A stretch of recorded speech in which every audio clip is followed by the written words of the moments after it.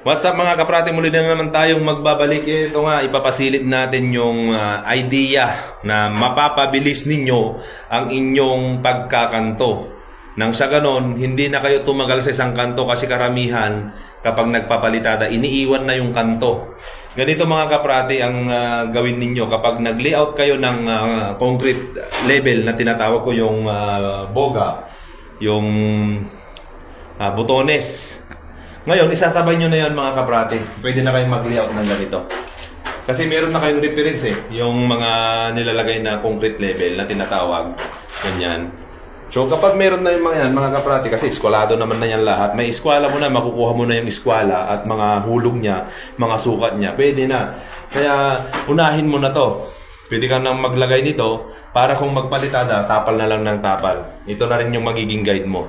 So, ganito yung ginagawa namin mga kaprati para mapabilis namin yung kanto. Kasi wala nang balikan. Hindi na kami kinabukasan magkakanto. Hindi. Kung yung isang kwarto, kung may mga corner-corner, diretso na. Wala nang iwanan. Wala nang balik-balikan pa kinabukasan. Para monolithic yung yung pagpapalitada niya. Yung pagkapalitada na. Yun. Tingnan niyo mga kaprati, oh. Diba? Meron na to. Diretso na yan.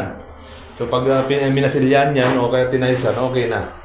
So, yun lang mga kaprati. Naway nagkaroon kayo ng kunting idea para mapabilis ang inyong pagpapalitada at pagkuhan ng kanto ng palitada nyo. Ako po si Kaprati, ang nagsasabing ligtas ang may alam.